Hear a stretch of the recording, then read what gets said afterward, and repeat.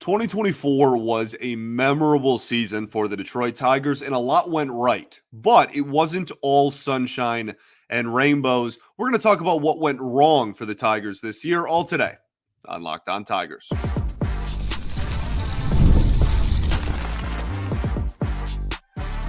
You are Locked On Tigers, your daily Detroit Tigers podcast. Part of the Locked On Podcast Network, your team every day.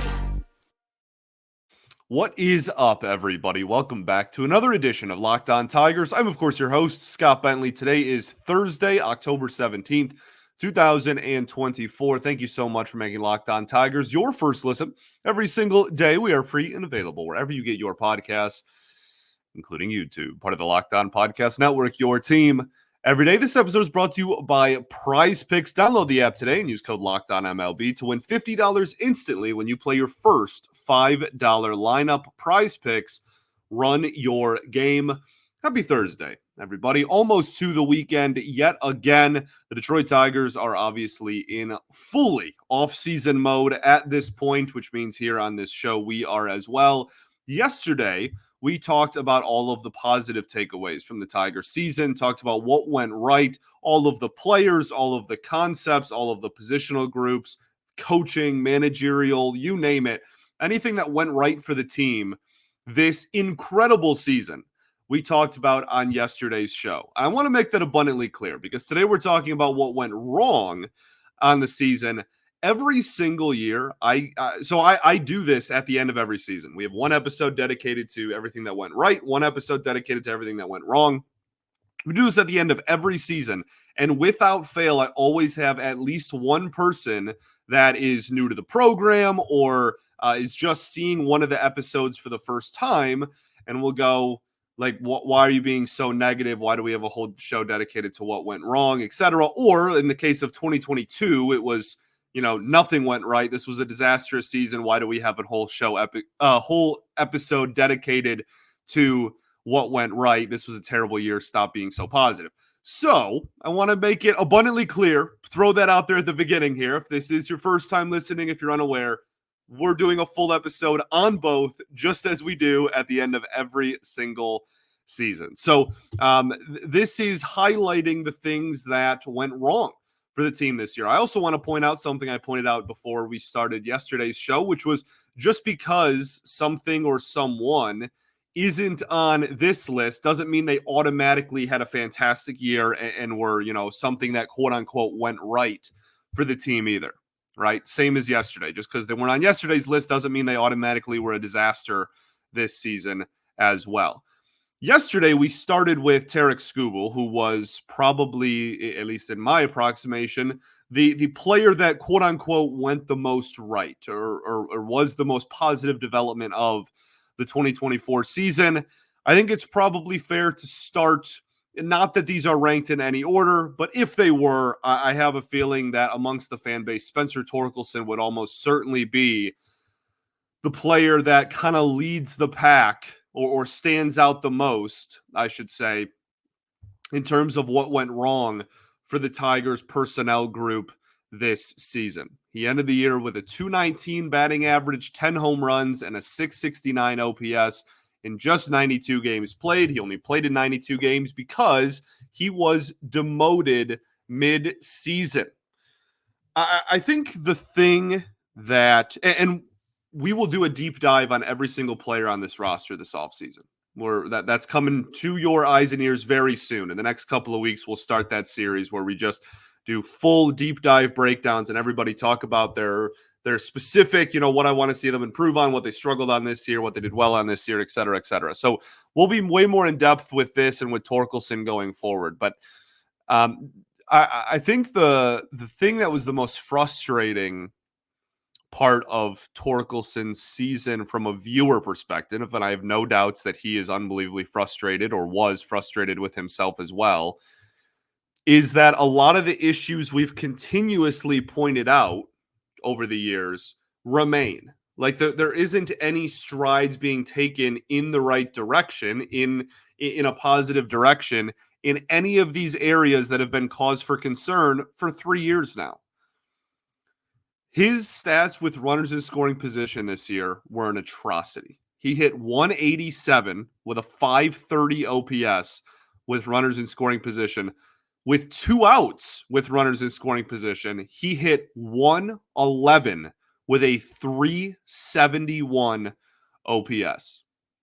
Now, this was not all just completely doom and gloom all year for Torkelson either.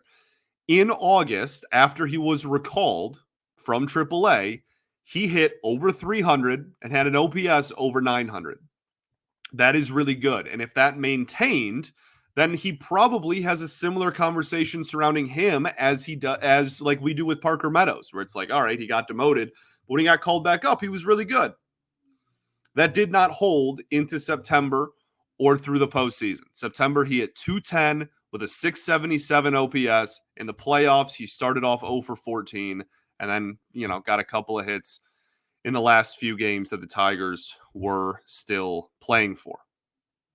Going into the year, we talked a lot about certain players giving us confidence, right? We last season in 2023, we talked a lot about the year of the audition, right? And how this is a very young roster and all these players are auditioning for roles on the team next season. Torque did kind of the opposite of that with a position. Going into 2024, I think most people, myself very much included, were like, all right, we can pencil in Torkelson at first base for the foreseeable future. He just had a 30 home run season. He got really hot in the second half. That's the most recent sample size we have. This is probably our first baseman going forward. Now, a position that wasn't a question mark in spring training or in, February, last offseason, whatever you want to make the starting point, now is. That is reverting, that is going backwards. And that is not the direction you want to head in any of these positions that we're talking about. Now, first base is a massive question mark. Is a position that I don't think anybody really has overwhelming faith in for him to man that position for the foreseeable future. Now, that's not saying they won't do it. That's not saying that he still doesn't have the capability to hit really well in the start of next season, take the position back over, and be our first baseman for the next, 3 to however many years. All of that is still on the table. I'm not saying that he's just completely written off and is, terrible and always going to be terrible. All I'm saying is pretty, I guess I shouldn't use the word objectively because this is a subjective conversation on what to do with first base going forward. But I think the amount of people in this fan base, and I don't want to speak for the front office, but I would imagine in the front office as well, are not overwhelmingly confident that Torkelson is just going to be the first baseman going forward. And that's because of what happened in 2024. Very disappointing year for the former number 1 overall pick. Another player that unfortunately had a really disappointing season for the Tigers is Matt Manning. We will talk about him right after this. Got to talk to y'all today about our friends over at Prize Picks. Prize Picks is the best place to get real money sports action. With over 10 million members and billions of dollars in awarded winnings, Prize Picks has made daily fantasy sports accessible to everybody. You just pick more or less on at least 2 players for a shot to win up to 100 times your cash. Run your game all season long with Prize Picks. Prize Picks is the best way to get in on the action in over 30 states, obviously Michigan included. And now you can now win up to 100 times your money with as little as 4 correct picks. They have so many great offers and deals all the time as well, including if you download the app today and use code LOCKEDONMLB, all one word, you get $50 instantly when you play your first $5 lineup. That's LOCKEDONMLB to get $50 instantly after you play your first $5 lineup. Prize Picks, run your game. All right, everybody, welcome back here. Segment 2, Locked On Tigers. Appreciate y'all for tuning in, as always, making us your first listen every single day. Shout out to the everydayers that do tune in every day. We will, of course, be back tomorrow, as always. So another player that I think was really, I don't even know if disappointing is the right word, just failed to live up to what we expected out of him going into the season was Matt Manning. If you want to talk about expectations versus actually the production you got, Matt Manning may be at the top of that list. This is a guy that going into the year, we were talking about on this show, and a lot of people in the fan base were discussing as, you know what, he's going to be the fourth or fifth pitcher in the starting rotation. Not only did he not make the team at all out of spring training, after showing some signs of life, I thought he had a good spring. I really liked what I saw from him in the spring. Didn't make the team, barely pitched at the major league level, did deal with some injury stuff, which is, of course, not his fault, but was back by the end of the year and never found his way back on the major league roster.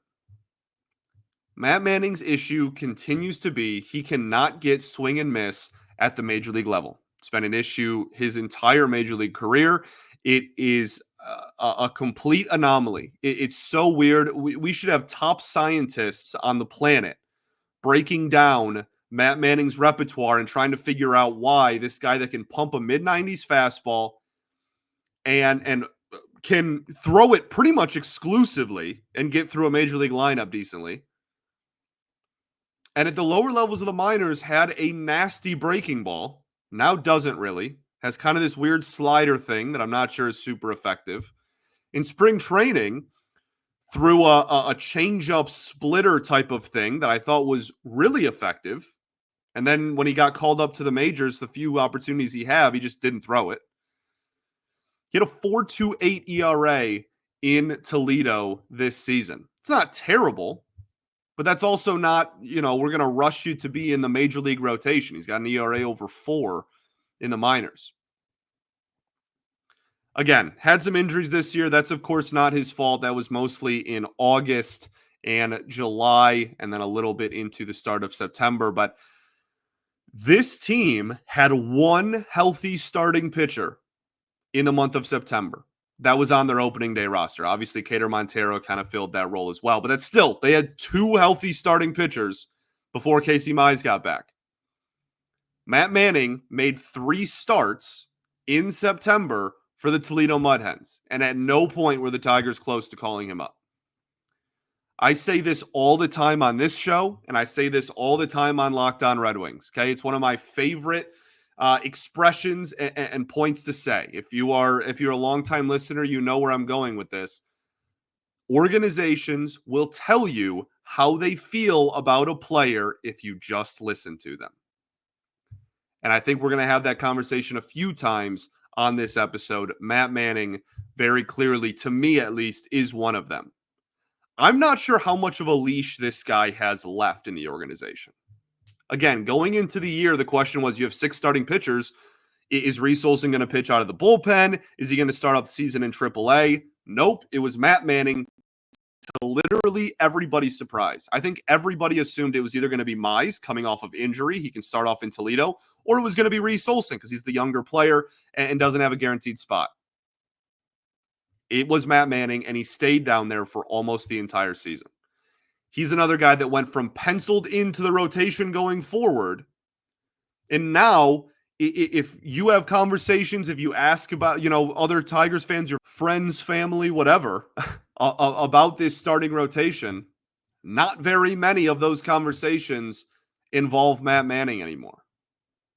I think a decent part of the fan base just kind of forgot about him at the end of this season because they were pitching so well without him on the roster. Moving on to other players that I think were somewhat disappointing this year. I think it's really easy to point to quite a few of the signings from last offseason. Not all of them. Jack Flaherty was a massive success. We talked about that on yesterday's show. Andrew Chafin, we chalked up as a success. But there were still a lot that were not. Gio Urshela did not go very well. Mark Hanna did not go very well after the month of April. Kenta Maeda really did not go well. Shelby Miller did not go very well, DFA'd before the end of the season. So when looking ahead, right, the reason I bring that up is because when we're looking at 2025, we need to hit This is rocket science, I know. We need to hit a lot more on external acquisitions, right? These free agents or trades, these players that we bring in from the outside need to be a lot better than the ones that were added this past winter. Now, again, that wasn't a 0% hit rate. We just had the positive show yesterday. We talked about how great of a move Flaherty was, etc. But there was still a lot more that didn't go very well than did this season. And if they want to take legitimate steps forward in 2025, they need to surround this core with players that are going to do better than Gio Urshela, Mark Canha, Kenta Maeda, Shelby Miller, and the like. And I think it's really, it's almost a direct correlation from when the team got hot, right? I'm not saying that's the reason. I don't think it's that black and white, but like, they got rid of three of those guys that I just mentioned post deadline, and then started playing like the best team in baseball with young players filling in those gaps instead. Some of them not even playing significantly better. Jace Young didn't have a great year. But like the younger players did a lot better than the veteran scraps that were added last winter. And I think that that's really important to remember. Let's get a legitimate piece in here, spend a little bit of money, someone who's going to be here long term, and not just sign 1 and 2 year deals and hope that it works out.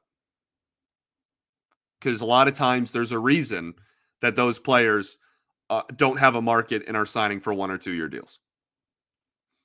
Joey Wentz, also on this list, now a member of the Pittsburgh Pirates organization.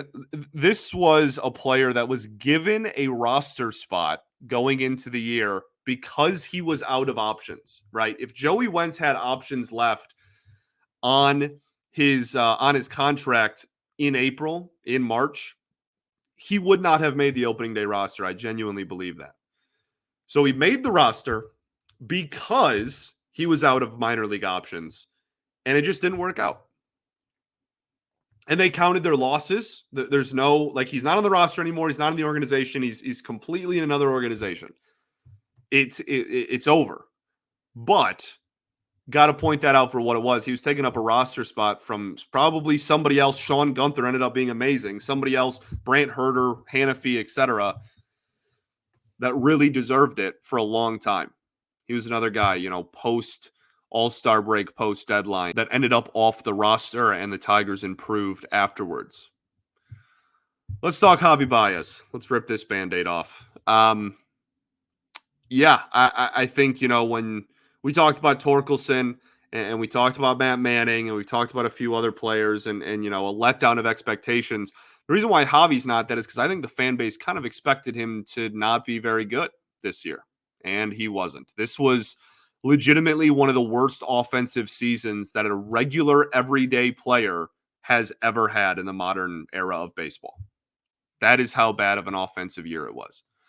And on top of that, the defense took a step back. That was the saving grace last year was, he's still an elite defender.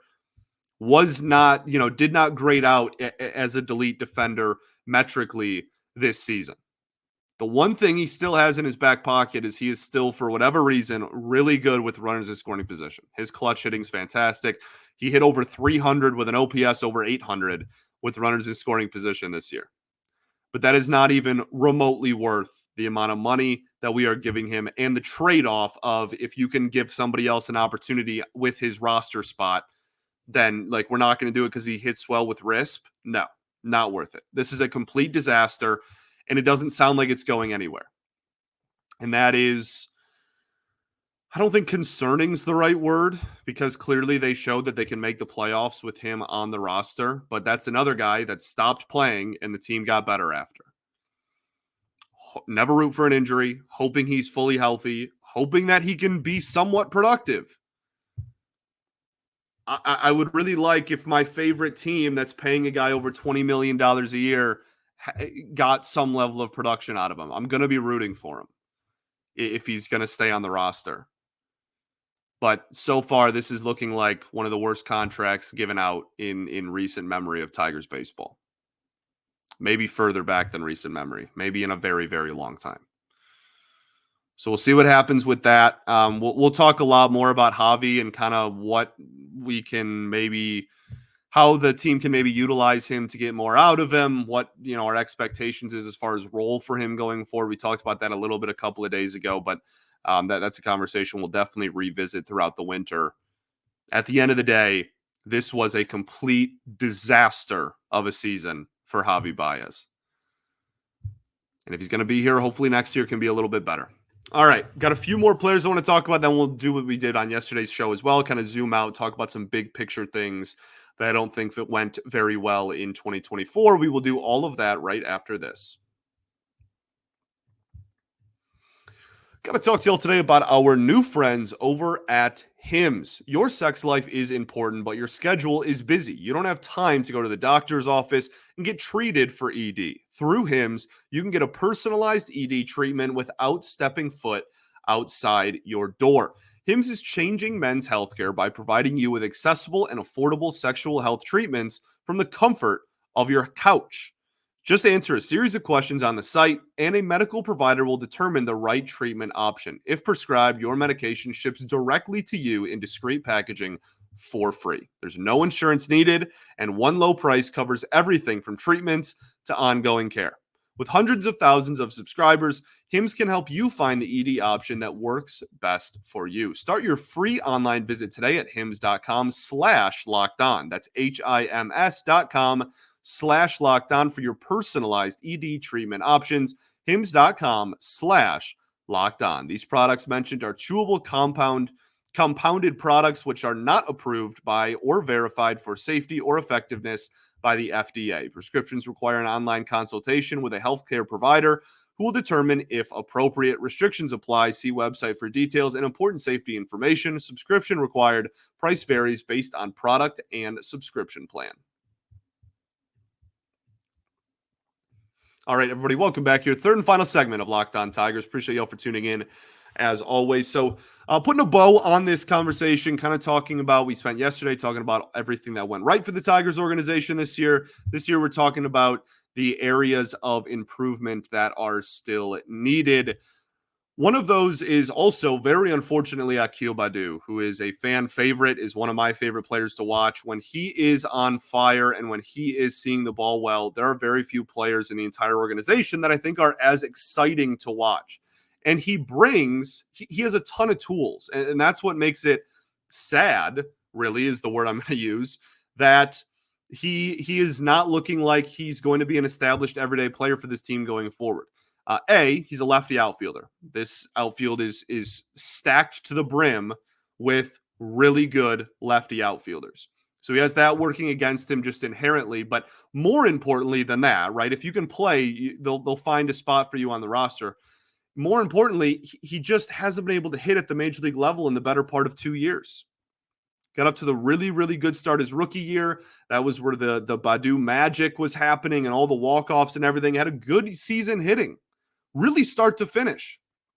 The last 2 seasons have not been the same, and he's been spending a lot more time in AAA each year, more year in AAA than the previous season. So we'll see what they do with him this winter, man. I think that he could be somebody that's kind of thrown in a trade. He's still very young. He still has so many tools. Some organization is going to get a hold of him and is going to make him really good, and I'm going to be really frustrated about it. He's fast. He has power. He draws walks. That is a really good trio of skills to have when you are trying to make a productive Major League Baseball player. Just unfortunately swings and misses a ton. And the Tigers have the luxury of not having to work through all of those issues at the Major League level because they have really good players that can do what he does already at the Major League level. Ryan Kreidler as well, another guy that may have played his way out of the future. There's still some hope going into the season. How quickly we forget. Right now, he's kind of an afterthought in terms of what the Tigers are going to do in the infield next year. I think there's a chance he doesn't make it through the winter on this 40-man roster either. But this was a guy that a lot of people were big on at one point just a couple of years ago when there was talks about him being the shortstop or third baseman of the future. It's another guy that the game just gets too fast for him at the Major League level, I think, right now. And I'm hoping that he can turn it around too, just like Baddoo. But as it stands right now, I think that's a really, really tall task. And I don't think the Tigers have the luxury of being able to wait around to see if he's ever going to do that. He's getting into his mid-late 20s here, and I think that they're probably going to go a different direction as far as infield depth goes going forward. Alex Lang, unfortunately, had an injury that's health related. That is obviously not his fault, but even pre-injury, could not find the strike zone. And now we're going into next year. This team desperately needs a guy that can get swing and miss and get strikeouts in the back end of their bullpen. And Alex Lang is that when he is on. He was demoted to AAA when fully healthy this year, and the bullpen had nobody at that time that could get strikeouts. And the organization still didn't care. That's how wild his command was. So something that he needs to work on, obviously wishing him the best and hoping for health first and foremost go. So zooming a little bit out, talking a little bit big picture here before we send you off on your Thursday. Starting pitching health was an issue this year. Obviously, it got really thin down the stretch, but I don't think that's a Tiger-centric thing. If you follow the game of baseball, you know that starting pitching injuries are at the highest rate they have ever been in the sport. I don't think there's anything you can really do until somebody finds a way to throw a baseball really hard without getting hurt. I think this is just going to have to be something that teams prepare for and are ready for going into every season. Offensively, it's where a lot of the issues lie with this team still. They were bottom 10 in offensive walks drawn and top 7 in offensive strikeouts committed. That is not dominating the strike zone. We need to walk a lot more. We need to strike out a lot less. Not, reinventing the wheel here, but that is not at all what this team is trying to accomplish at the plate. It's not their mindset whatsoever offensively. Also, it's important to remember, for as great and fun of a season as it was, this team was 9 games under 500 in the middle of August. This was not a full season of really good and fun baseball, right? They finally got off to a really good start, which is great. They had a decent April. They were over 500 in April. We begged for them to have a good April. They did it. May, first part of May was okay. Second half, the wheels started falling off. And in June and July, this team went 21-33. Not good. This offense still has a long way to go. It was a step in the right direction this year, pretty objectively, right? We talked about that all episode yesterday, all of the great things on offense this team did. This was still a bottom part of baseball, bottom third of baseball offense in almost any metric this season. There's a stunning lack of power here, and I think that that's something we'll continue to discuss throughout the offseason. The production at third base was still really rough, something we begged for last year, didn't get, and we're going to beg for again this year. They've done the patchwork thing at third base. It hasn't been a disaster. It was better this year than it was last year because Nick Maton was putting up Javi Baez numbers offensively. But this is still a position that the Tigers very desperately need to address. And I don't think any of the prospects they called up this year really guaranteed that they were going to be a really solid everyday starting third baseman going forward. So they need to address that. The lefty lineup, I think, is really interesting to bring up here. The Tigers actually were above league average hitters when they had a left-handed hitter facing a right-handed pitcher. They were really solid. OPS dang near in the mid-700s, right? That's above league average. Not going to ask for too, you can get better, obviously, but given where the Tigers were at, above league average for that large of a group over the course of 162 games, we'll gladly take this year. When right-handed hitters faced left-handed pitchers, the team's numbers dropped by nearly 100 OPS points. That's righty hitters against lefty pitchers. 100 OPS points lower. That's a lot. They need a right-handed hitter. They also were well below league average in hitting in the spots in their lineup that were fourth, so cleanup hitter through the 8 spot. All were well below league average hitters as far as just like OPS and average and offensive output. So they need to extend their lineup, and get a power hitting, middle of the order, right-handed bat. That is the big ask for the offseason, and that will be something we talk about a whole lot more as the winter goes on.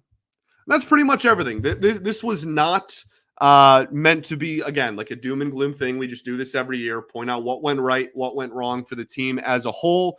I think that again, as I'll reiterate, this was a wildly successful season. This was just the what went wrong episode, and I think it's important to have both of these so that we can remember this was all great, but we still have a long way to go to achieve that consistent, deep playoff contender that everybody wants.